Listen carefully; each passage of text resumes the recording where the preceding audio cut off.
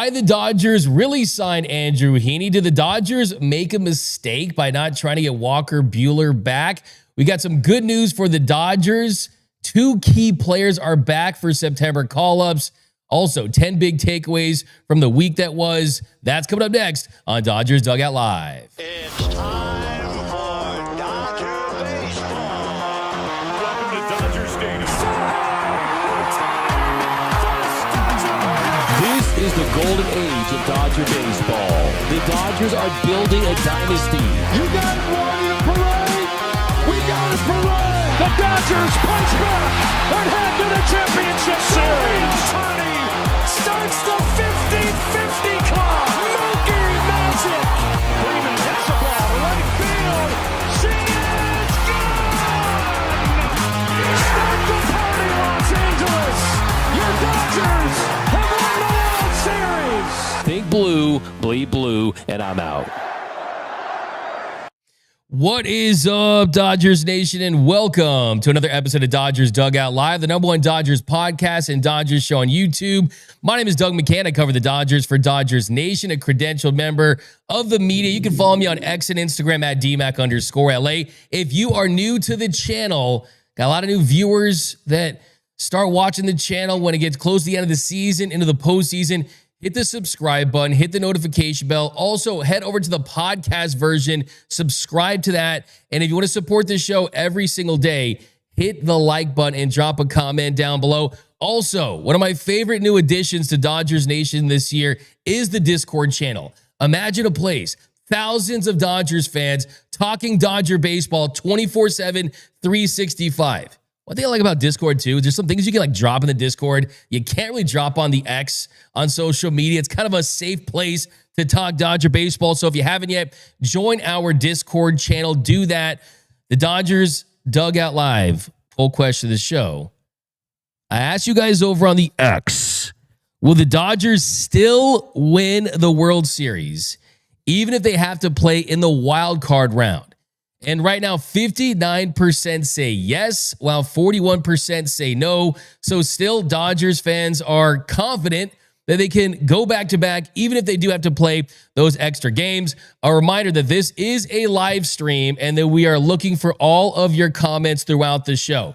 Fire takes, hot takes, anything funny. You know, we love to laugh here. Anytime you're going to roast anyone, the Padres, whoever it is, Noel is looking for your comments. Super producer Noel Sanchez looking for your comments all throughout the show, and he'll feature your questions later on during the 7th inning stretch. We answer all of your hot questions, all your thoughts, comments, and questions about your boys in blue, so stay tuned for that. And we give out a comment of the show. And the comment of the shows, Noel, like they've been bringing it. Like since we started introducing the comment of the show, we post it. When you guys get the comment of the show, we post on Instagram and literally 10,000 people hear your comment. Like you guys just blow up, go Instagram famous. They post on social.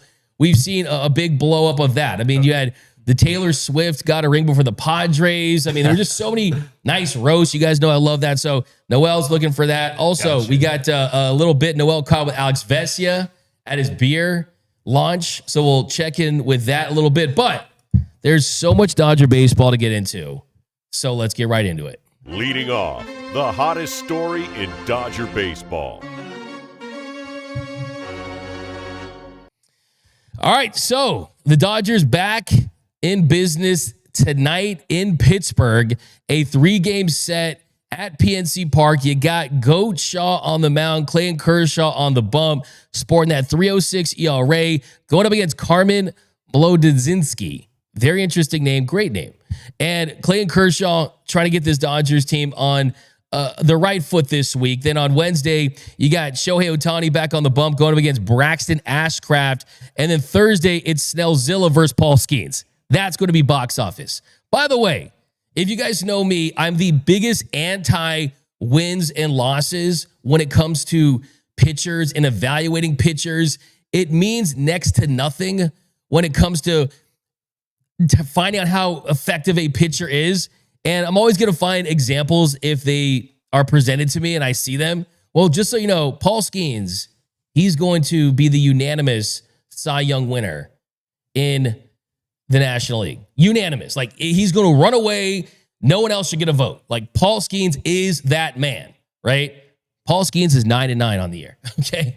Paul Skeens, if they lose that game, he could be under 500, like we saw from DeGrom struggling to get wins a couple years ago when he won his Cy Young. So yeah, like Henry Chadwick, the guy who created wins and losses, it was a totally different thing back then. The pitcher had to pitch the entire game, and he pitched all night. And if he didn't pitch that game, he would have to go play like the outfield. It was a totally different era of baseball. So yeah, let's do away with the wins and loss stat. Okay, so I digress there. But first thing I want to start with today is the playoff picture in the National League. And right now, yes, it wasn't a great week for the Dodgers. They still went 4-2. They didn't hit a home run all weekend against the Diamondbacks, but thankfully, the clutch prince, as I so affectionately dubbed my doppelganger, right?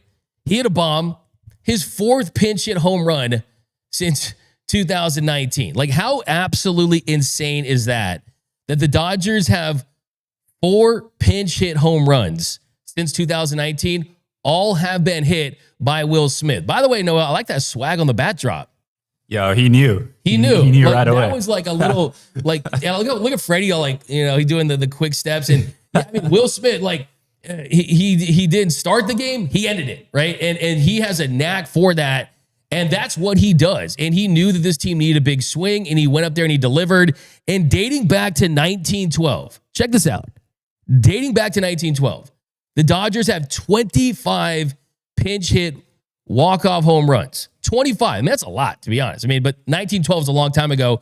Smith has hit more than anyone in Dodger history. Of those 25 since 1912, Will Smith has 4 of them. 2019, 2021, early this year against the Padres in June, and then this past Sunday against the Diamondbacks. And he also has a walk-off home run against every team in the National League West. Smitty owns the division. So since they won that game, they went 4-2 on the week. And now if you look at the Dodgers record, they're sitting at 78-59. They're 6 games back of the Brewers in the National League. It's unlikely they are going to catch them. I will point out, though, the Brewers did lose their best reliever. McGill could be gone for the season. That's a factor. But the Cubs are ahead of them by a half game. It's the Phillies, though. It's the Phillies, 80-58. The Phillies. The Dodgers are a game and a half behind the Phillies. They host Philly a couple weeks from now at Dodger Stadium. And I just want to point this out. I don't want to talk about the Padres anymore. I'm not going to talk about the Padres anymore. The Padres should be in the rear view mirror. The Padres are a team that the Dodgers, they won 9 of 13 games against in the regular season. Right now, the Dodgers are up a couple of games on the Padres in the division, but because they have that division head-to-head, because of that, essentially the Dodgers, that 2.5 game lead is a 3.5 game lead. I see everyone, every time the Padres lose, I see 15 tweets from Dodgers accounts. Oh, Padres lost. Dodgers can pick up a game. Padres lost. Dodgers can pick up a game. Forget the Padres and start thinking about another team that starts with a P, the Phillies. It's not about the Padres. It's about the Phillies for the last 25 games of the season. I think it's absolutely paramount that the Dodgers catch the Phillies, get in front of the Phillies, and lock up one of those top 2 seeds in the National League. You do not want to force yourselves to play more games than you have to. I mean, yes, the Dodgers won 13 games en route to a World Series title in 2020, but I'd rather have to only win 11. And as it stands right now, the Dodgers would have to face the New York Mets in a 3-game series at Dodger Stadium. And you would have to line up your rotation against them. And then you go to that next round and you're kind of behind from a rotation standpoint, the way this bullpen has performed. The Mets would be playing with nothing to lose. And there's nothing scarier in the postseason, especially when it's baseball, than having to play a team that has nothing to lose. And there will be nothing worse than having to play the Mets with nothing to lose. Nothing. It would be the worst case scenario, I think, as far as how these early wild card rounds match up. Because the Mets, yeah, they're not having a great year. The Mets, they're trailing the Phillies by 6 games in the division. but the Mets have top end talent, right? And they played each other last year in the NLCS. So there's some familiarity there. Lindor and Soto, no, those guys aren't afraid to come into Dodger Stadium and try to take some wins. I'm telling you, this is a possible doomsday scenario.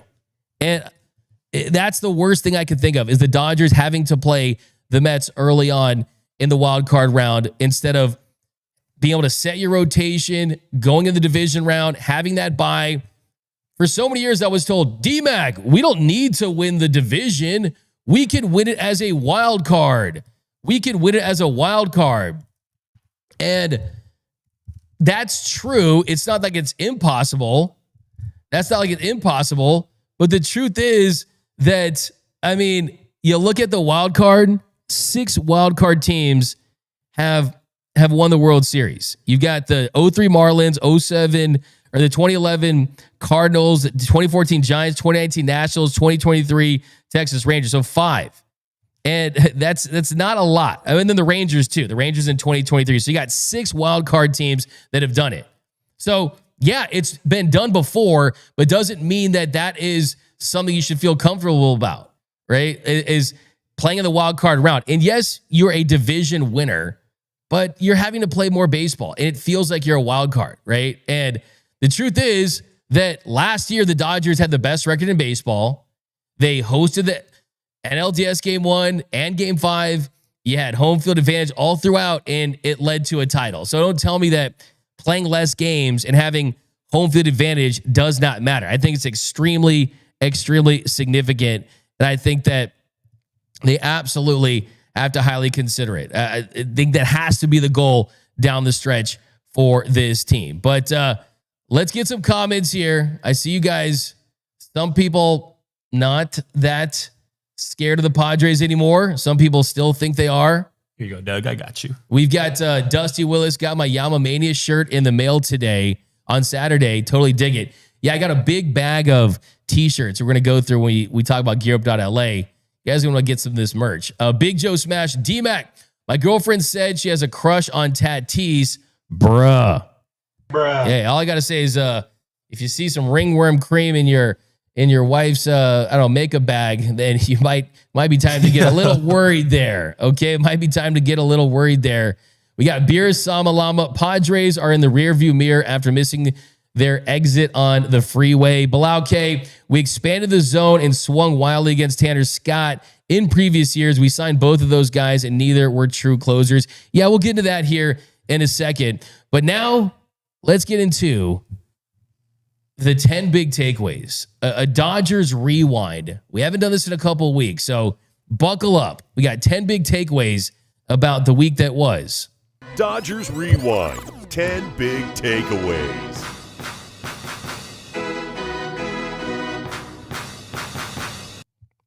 All right, first big takeaway is the Dodgers are starting to get whole. Hyeseong Kim and Michael Kopech have been activated. It is September, so you have the added roster spots. And like we said all last week, those were going to be the 2 guys. And Hyeseong Kim, after dealing with that shoulder injury, after struggling and seeing his strikeout rate go way up, he looked really good down in AAA. You saw the contact rate, the on-base percentage was going up. He looked like the Hyeseong Kim that we saw when he stepped onto the scene and looked like he was this incredible rookie. And then all of a sudden in July, he hit 193 and struck out at an extremely high clip, 24 times in 57 at bat. So this is one of the major dominoes to fall. Like, this is one of the big storylines to look at down the stretch for the Dodgers, because I think one thing that you have to realize when it comes to Hyeseong Kim is any of these guys that are competing for spots to make this team, like, they're not focused on, oh, I want starts and at bats and this and that. They just want to be on the squad, right? They want to be a part of this 26-man postseason roster. And the thing about Hyeseong Kim is he can help this team in a lot of different ways, not just as a defender. Miguel Rojas told me that he has the potential to be a Gold Glove second baseman, but it's not just that. He can help you as a pinch runner off the bench. And I think that's going to be his ticket ultimately for this team in the postseason is, yeah, if he comes back, he hits well, he can play second base, and Tommy Edman can play center field. But the advantage that he has is that even if you get Miguel Rojas or you get Kike Hernandez or you have other guys that you're plugging in to second base, well, Hyeseong Kim as a lefty batting against righties, that could be the situation. And then Kike Hernandez in there against lefties, he can play some second base too. But where Michael Conforto struggles is, one, the guy has not hit. He hasn't lived up to that $17 million contract, but also can't help you as a pinch runner. He's not good at pinch hitting. He's 0 for 10 as a pinch hitter. Michael Conforto just has not had success in any of the roles that they've been trying to plug him into.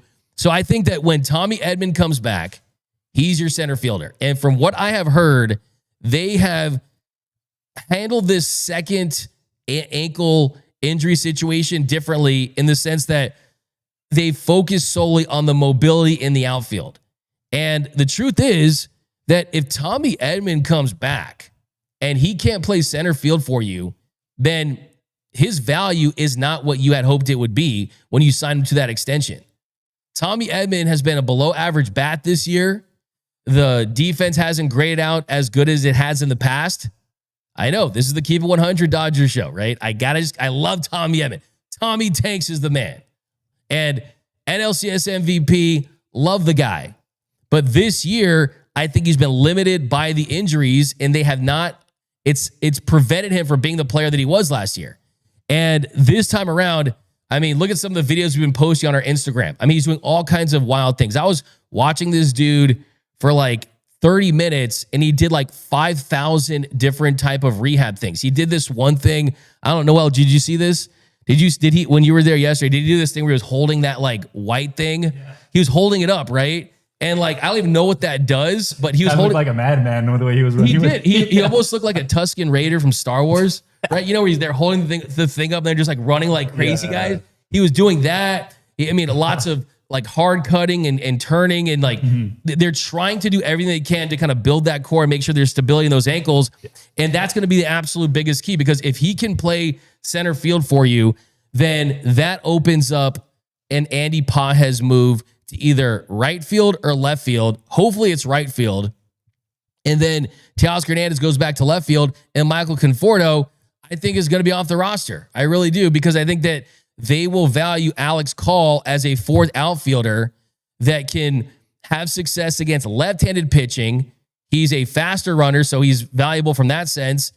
And he's a better defender for a late game substitution. I mean, let's say that Teoscar Hernandez is in left or right and you want a late game defensive substitution.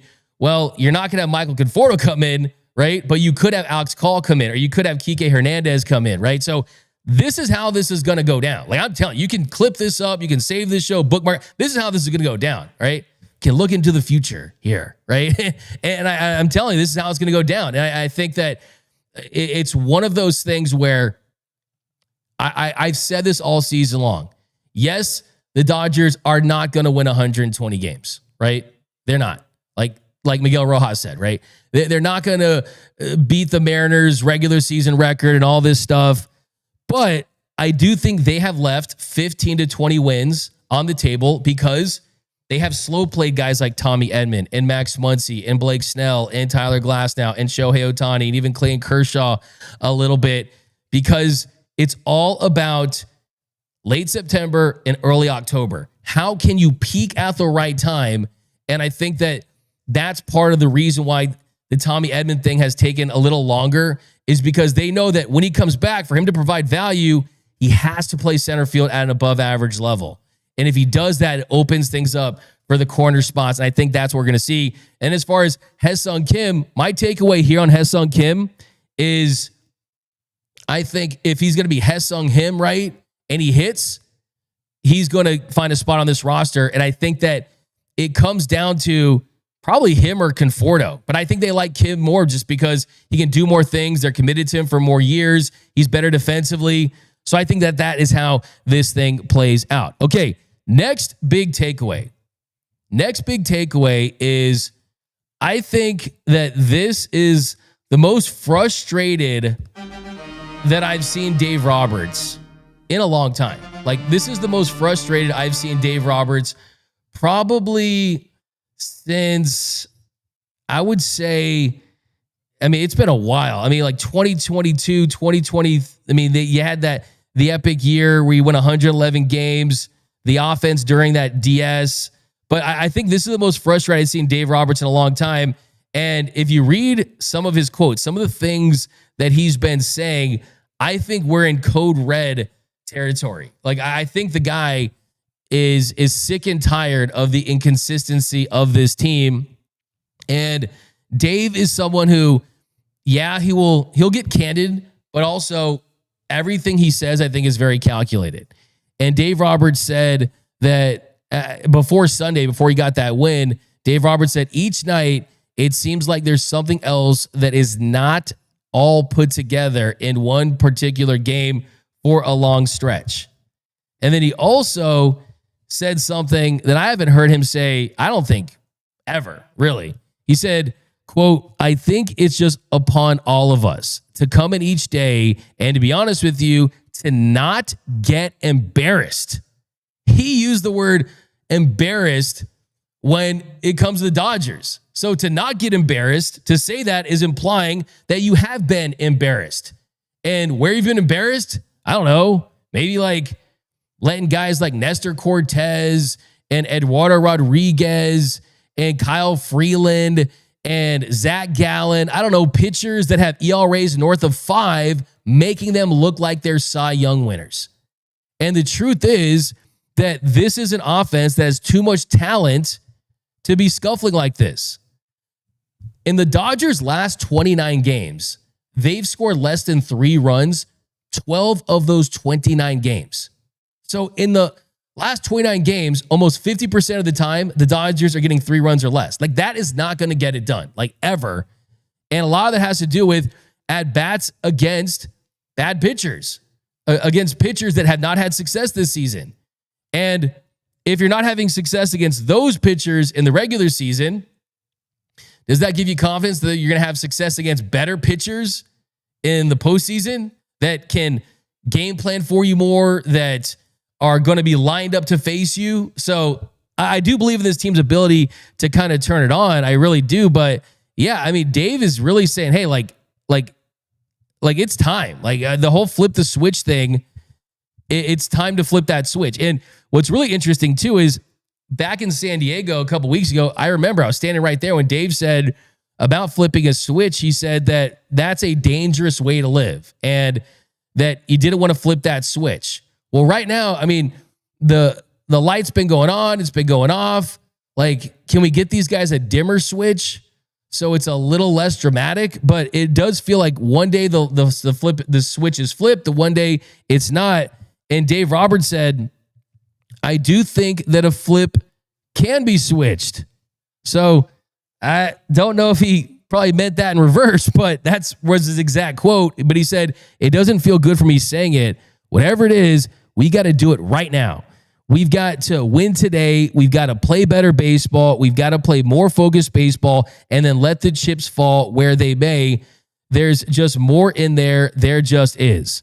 So you could hear his frustration, which is understandable because every time it feels like this team's going to go on a run, you have a little setback. You have 2 games against the Diamondbacks where the offense does not show up. But I do think that this team, with the talent that they have, with the rotation that's stable, with the bullpen that has some questions but is getting a key piece back in Michael Kopech, that it's time to flip that switch and just leave it on. Like, leave the switch on. Do not touch it until you win another championship, because there's a big difference between a special team and a team that's legendary. And special teams win World Series. Legendary teams win multiple World Series. And yeah, like, I do think that the Dodgers are kind of a victim of how talented their roster is and all the offseason stuff with the deferrals and things like that. But the truth of the matter is it's difficult to be a really good baseball team 2 years in a row, because the better you are, the more games you play, and that leads to attrition and guys not performing at the same level, and they have definitely been impacted by that. But it does feel like this team, even though they're tired, even though they haven't been whole for the full year, even though they've played down to their competition, which we'll talk about here in a second, they have the ability, when their backs are against the wall, to play their best baseball. That has been a common theme throughout the year. And you look at this Dodgers team, why is that? Like, why? I mean, is it just because when you're playing against teams that aren't good, that you feel like you're just going to win because the name on the front of your jersey and the roster and the lineup, just, okay, they're going to give you wins?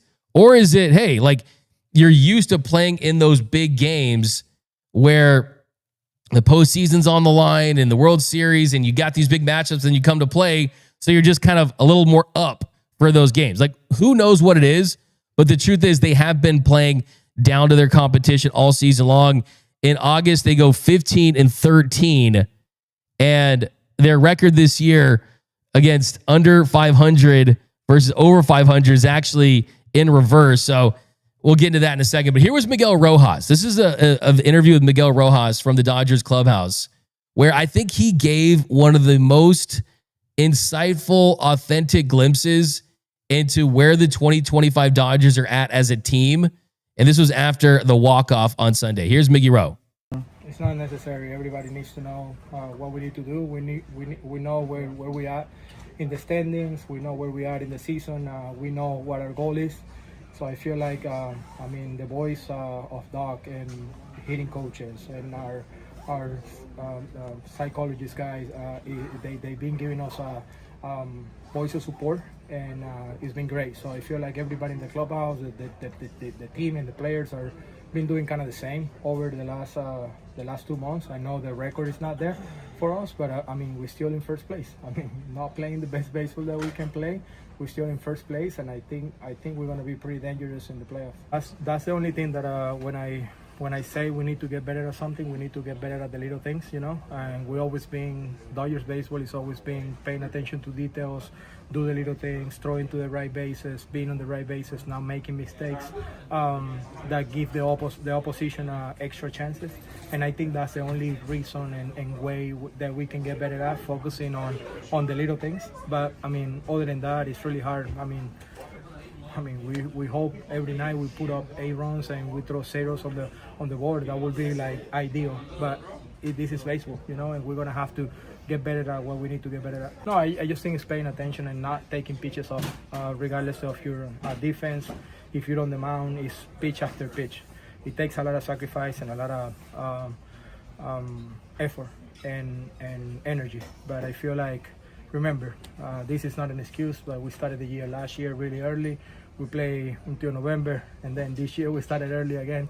You guys gotta understand, we're human beings, and sometimes you get tired, especially mentally, and you got a lot of things going on in your life and your year.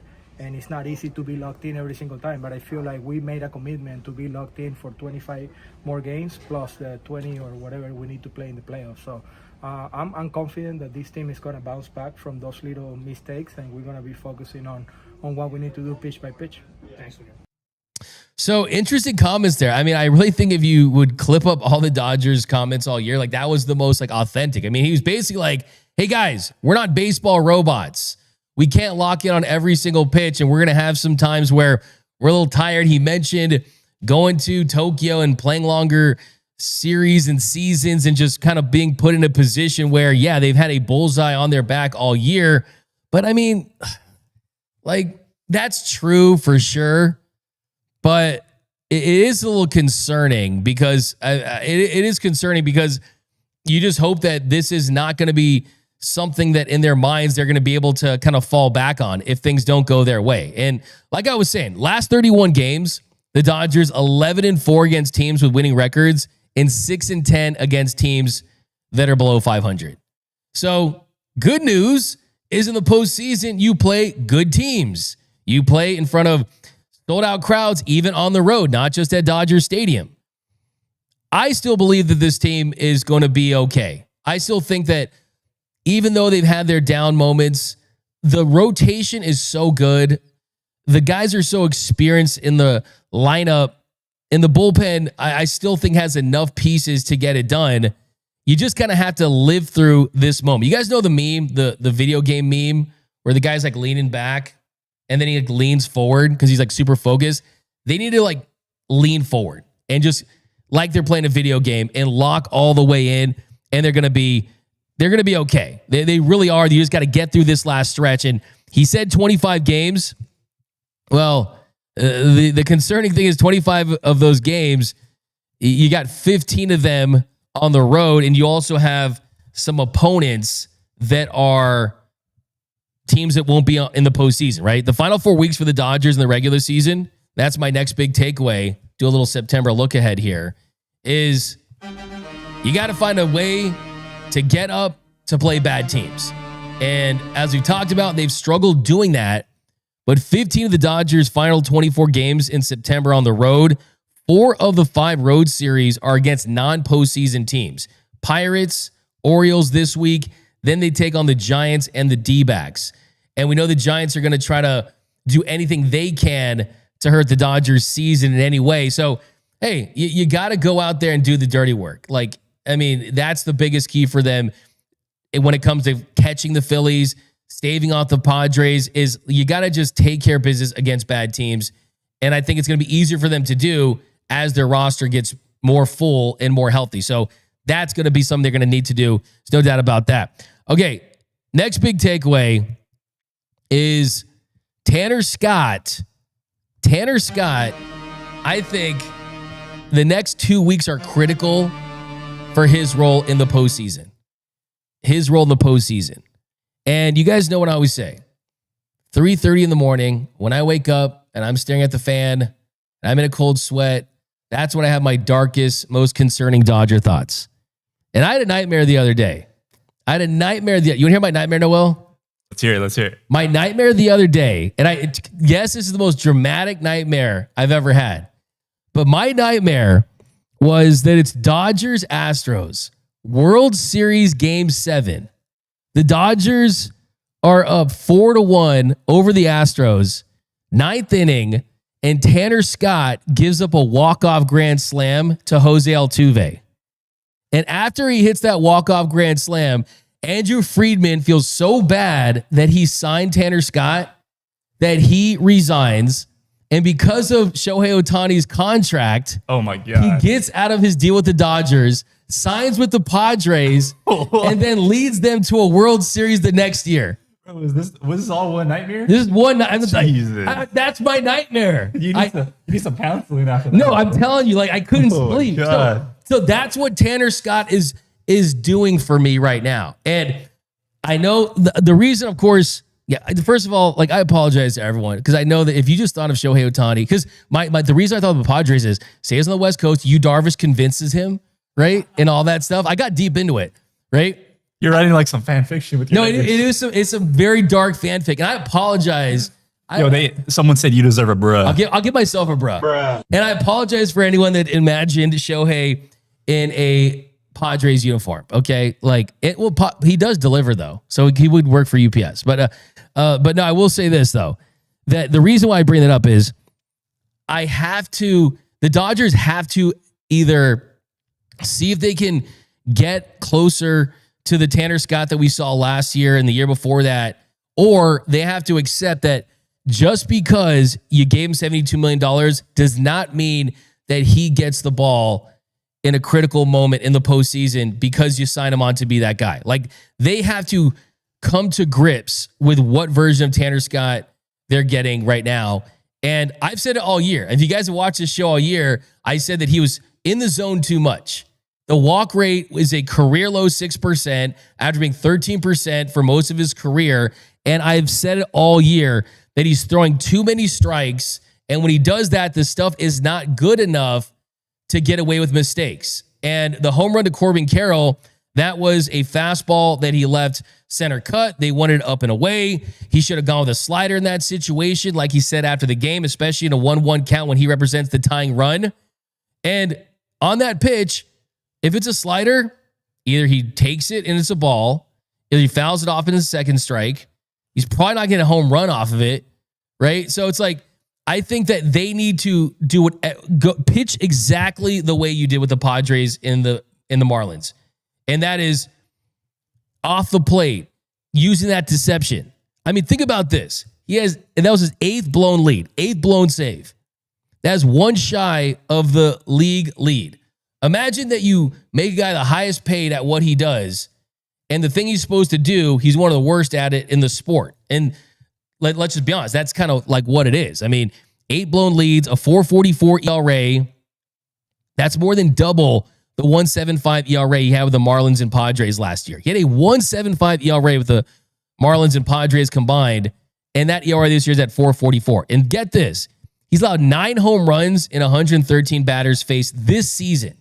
9 home runs against 113 batters faced this season.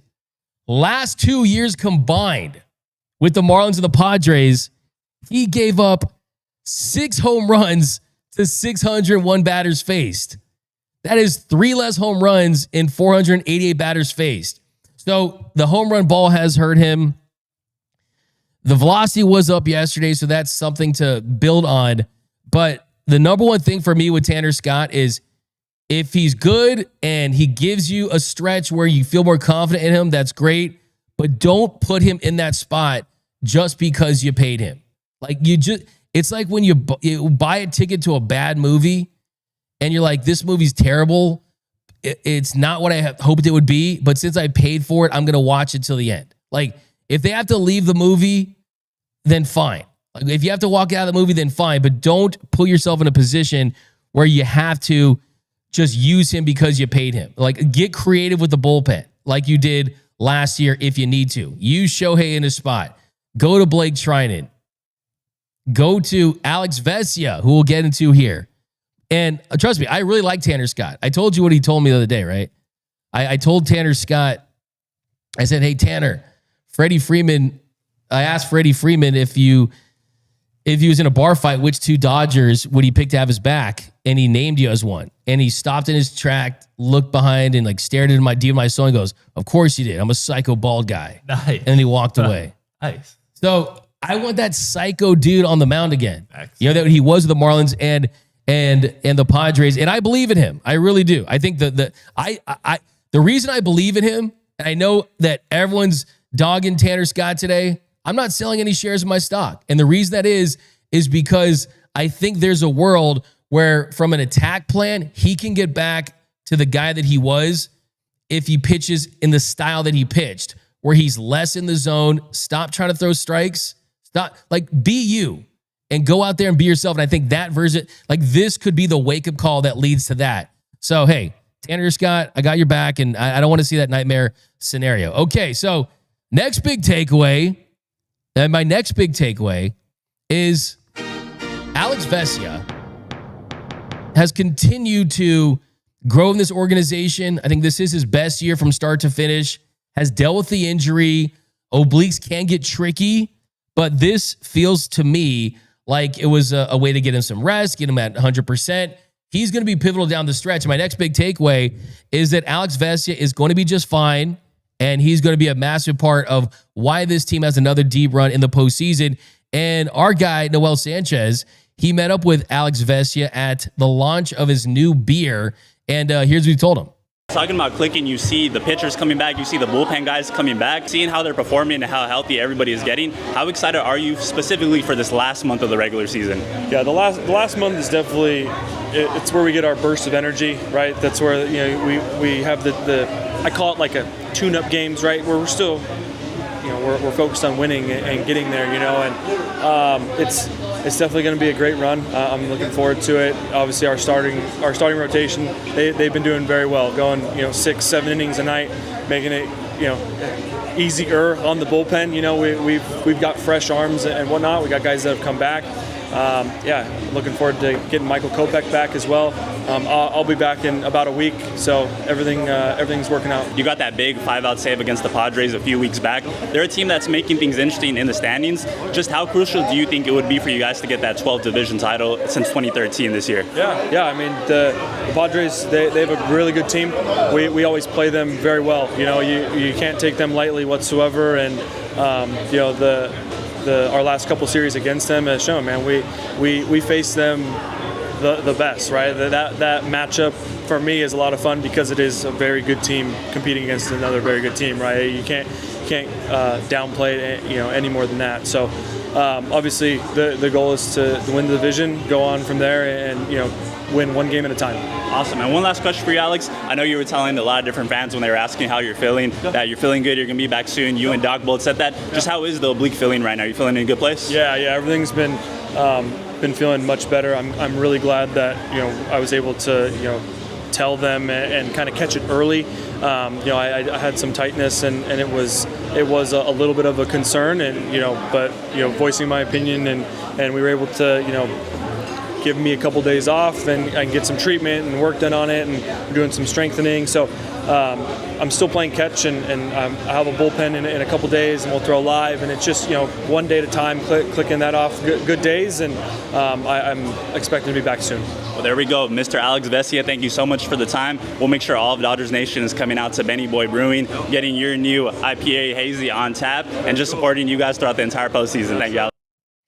Go get that Hazy IPA. I love the can. We're going to get one for the desk here. Alex Vesia brings it for sure. Nice to see him drinking something other than a Red Bull for once. I mean, okay, you can mix it up. A little Red Bull before the game. IPA to celebrate a win.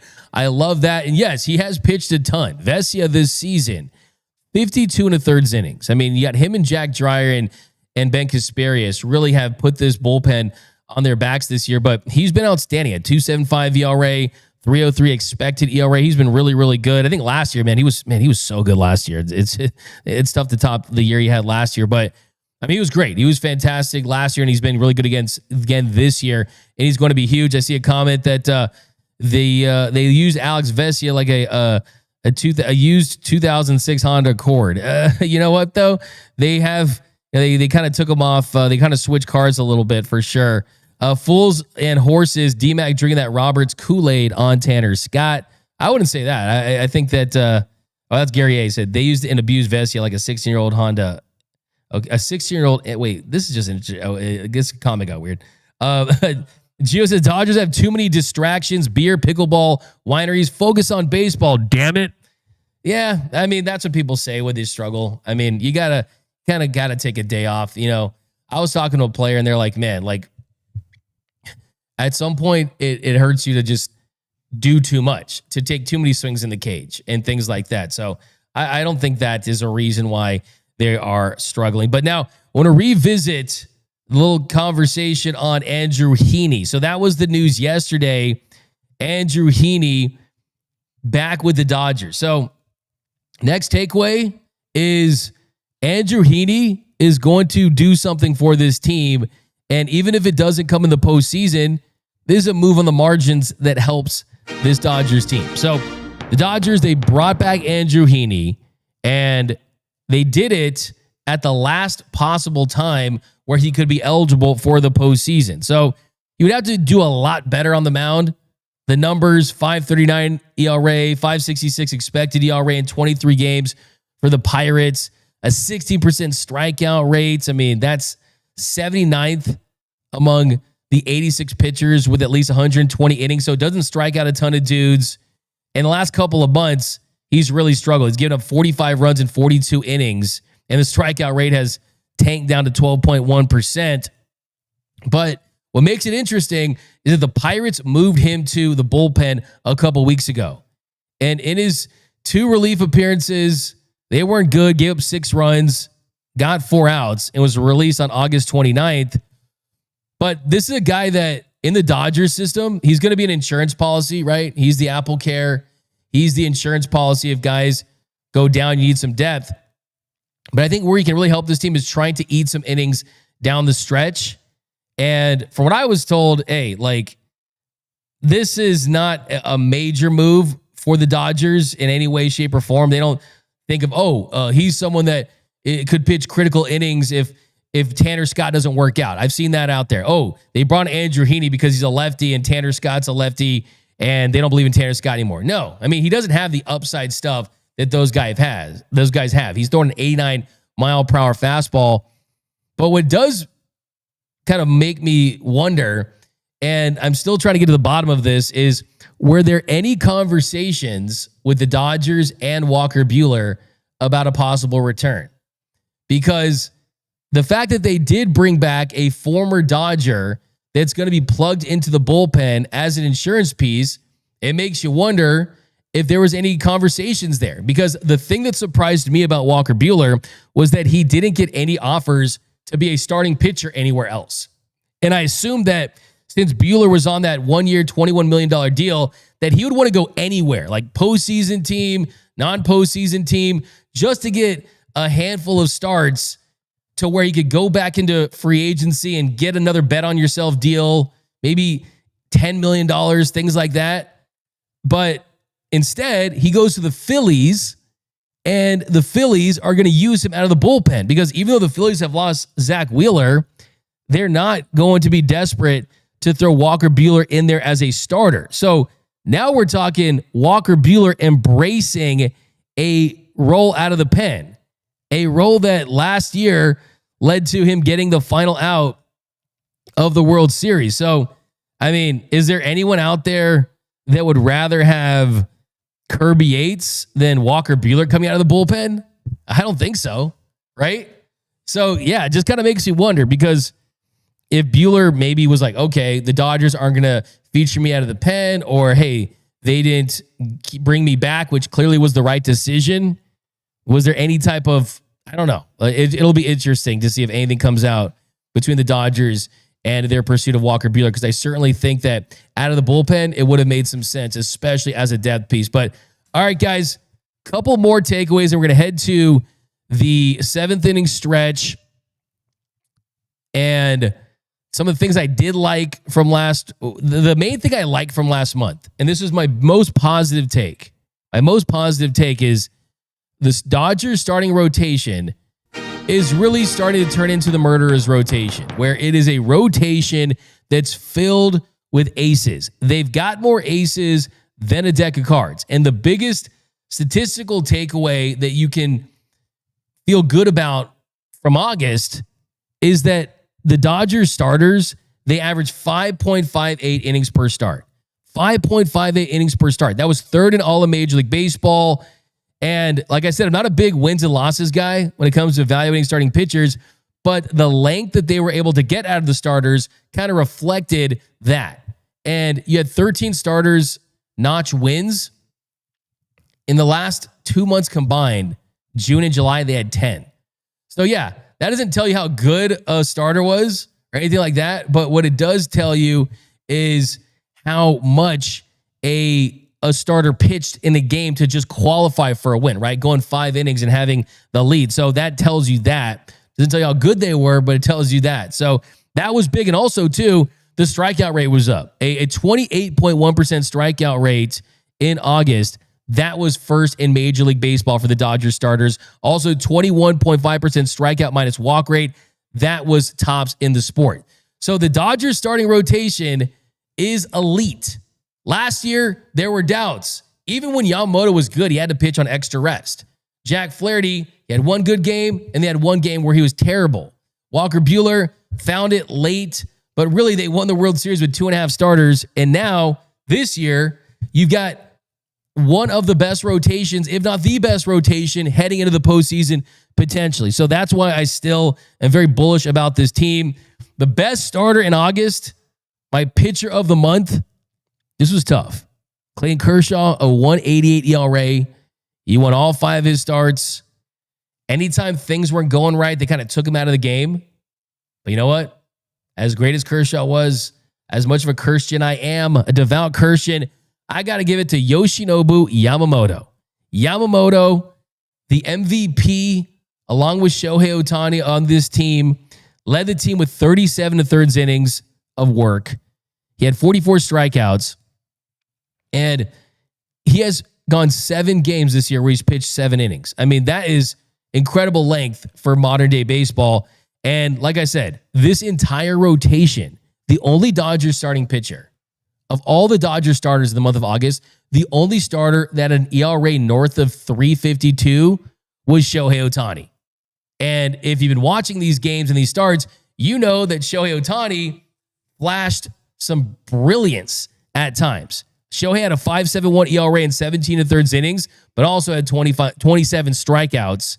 Had a rough outing in Anaheim, rough one in Colorado, but I still believe in Shohei as an absolutely elite starting pitcher as far as overall stuff. So that is a massive, massive takeaway there. And the main thing I didn't like was the offense, of course. The offense averaged 4.7 runs per game during the month. That was 13th in Major League Baseball. That's right around league average. You only had Max Muncy for 8 games. In those 8 games, you averaged 5.6 runs per game. So you're going to get guys back. You're going to get a better offensive showing when they're more locked in. So you feel good about that. But guys, those are my 10 takeaways for the week. And now it's your time to shine. Give us all your thoughts, comments, and questions. We're going to give out a comment of the show next on the 7th inning stretch. The 7th inning stretch.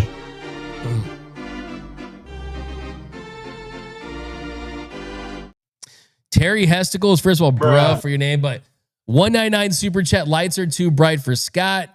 I mean, I wouldn't say that, but I mean, this is the biggest market he's ever played for with the biggest team he's ever played for. Nando 390, DMAC got Scott Conforto Sasaki stock. DMAC DMAC deep in the red on stocks. LOL. Ouch. You got me with that one. But who knows? We'll see. We have things turn around. Okay. You got to stick with, buy low, sell high, right? I mean, that's kind of the old adage. Claudia 11, damn, DMAC, maybe you need a break. You talking about my nightmare?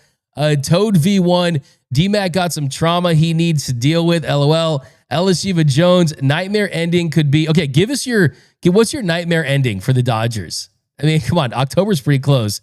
Nightmare ending could be postseason Dodgers versus Padres with the Dodgers loss, God forbid.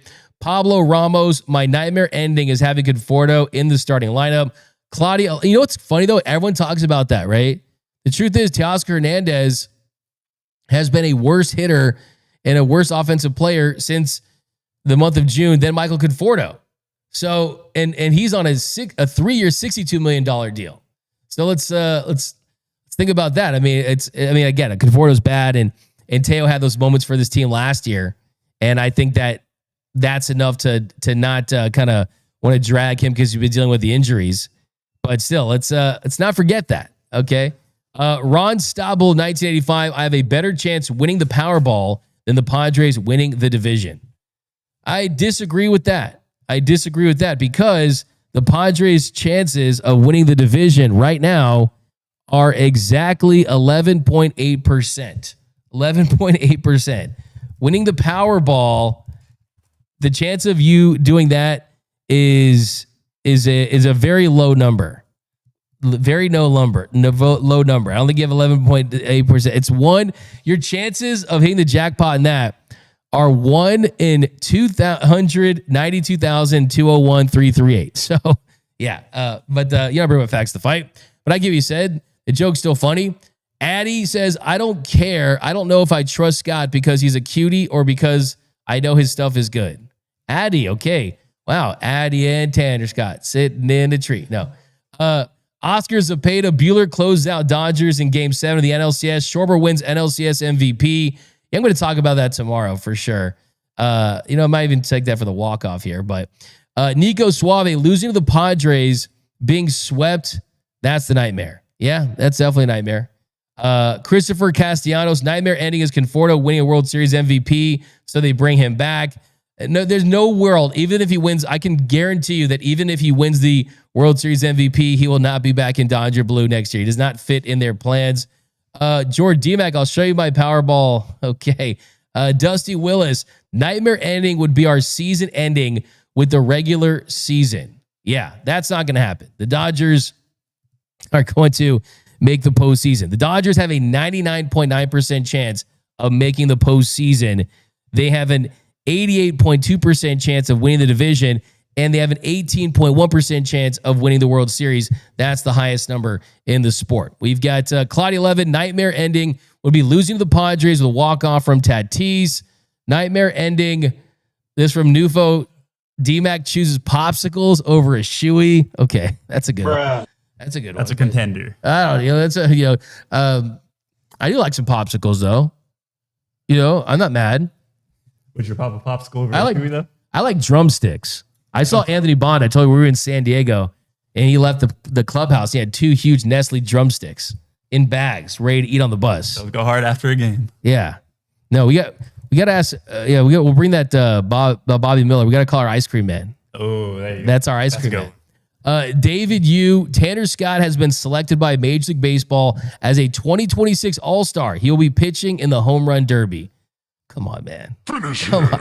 Like, I'm tempted to kind of give that a comment of the show because it's funny, but I'm also scared of what Tanner Scott like giving that Terminator death stare.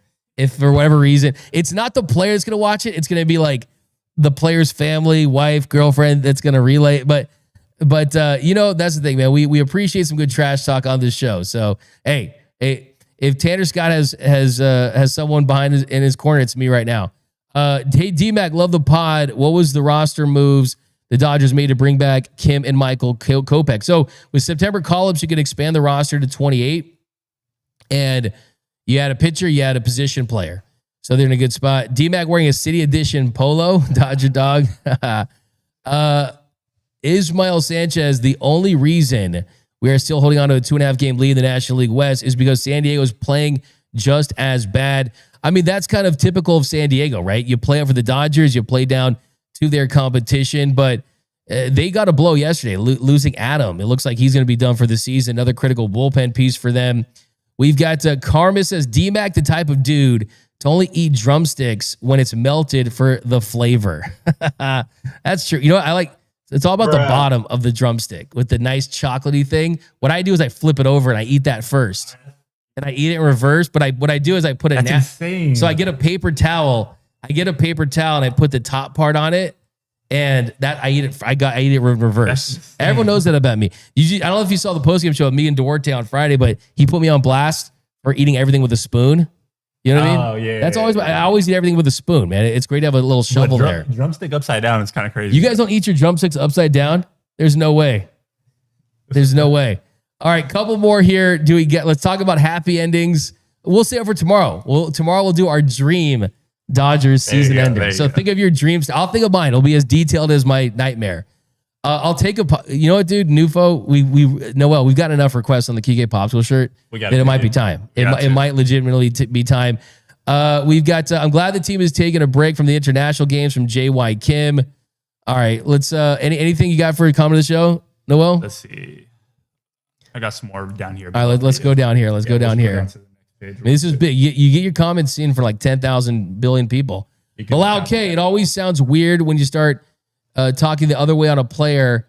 Yeah, I mean, things change based on new information. And all these players, they're not going to hit 1,000 for 6 months. You're not going to have a 0 ERA for 6 months. It's about riding the ups and downs, minimizing the cold streaks, extending the hot streaks, and being hot in October and being a guy you can count on. I will. Flippy the Bird says, I think the Mets only have 2 starting pitchers that are cooked right now. They are cooked. We got Roy Estrada. We are going back into the World Series. There are no dominant MLB teams. Just get lucky and hot. Any team can win it. The Brewers are no threat. If we are healthy, we will repeat. All right, I like that one. It's a comment of the show because it's true. All these teams out there, none of them want to play the Dodgers. And you look at the National League, there's some good teams out there, but no juggernauts. And I still think the Dodgers, I agree with you, are the team to beat. But we are running out of time, so let's get to the walk-off. The walk-off.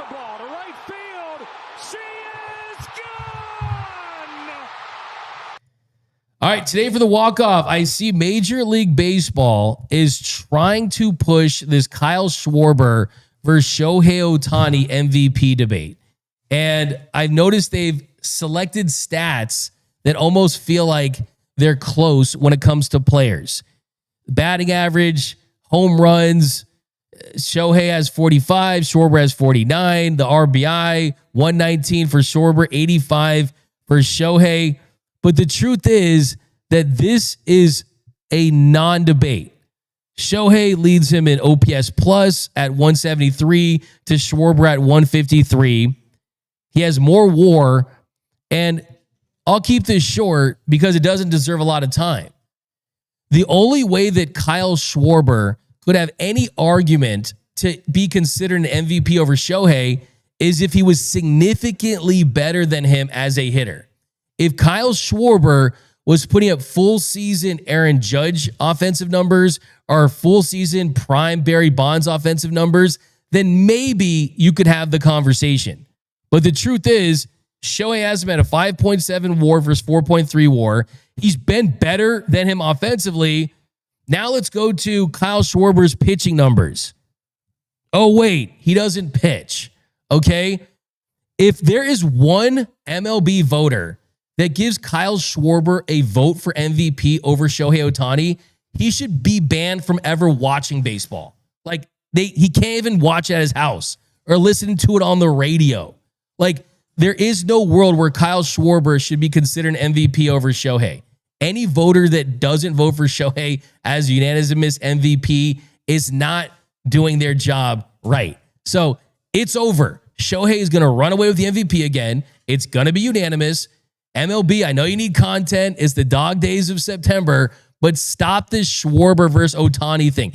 Even if Schwarber hits 60 home runs, which he probably will not, he does not deserve the MVP over Shohei Ohtani. So let's stop this, okay? But that's going to do it for this episode of Dodgers Dugout Live. My name is Doug McKain. You can follow me on X and Instagram at DMAC_LA. Special thanks to producer Noel for always killing the game. And go follow him at Noise by Noel. Subscribe to the channel, hit the notification bell, hit the like button for your Los Angeles Dodgers, and join us tonight for the postgame show. Also, go to gearup.la for the best Dodgers t-shirts in the game. We got the We Don't Give a F t-shirt, the Kike Hernandez one. You got the crotch bump. Look at that. There's the crotch bump. Bring it back, or as I like to call it, the low 4. Awesome t-shirts. What do we got here? The CK 3K shirt. Like I said, I'm going to get the courage to give it to Clayton Kershaw himself, and then he can give me a cease and desist. But what else we got? This is my favorite Dodgers t-shirt that we've done this year. This is Noel's shirt, the Yamamania shirt. I love this. So lots of awesome stuff. We also have our new Shohei Ohtani t-shirt that you can go pick up. This is actually a bag of t-shirts that we're going to give to Anthony Bonda. Okay, this one is straight. This actually might be my favorite. This is the Comet shirt in this colorway. Celebrate Hyeseong Kim back with the team. The Dodgers Nation Classic. This logo, awesome. Designed by, I don't know who designed this logo. But what else we got, Noel? You really hooked him up, man. We got, and then, okay, this is the Big Dog shirt. Roof, roof, roof. Here's Andy Paz Big Dog shirt. So go to www.gearup.la. That's www.gearup.la for the best Dodgers merch in the game. Not only do you get the freshest merch, you support our show, you support the channel, really appreciate that. But that's going to do it, guys. Remember, nothing brings together quite like Dodger baseball. And until next time, think blue, bleed blue, and I'm out. Start the party, Los Angeles! Your Dodgers have won the World Series!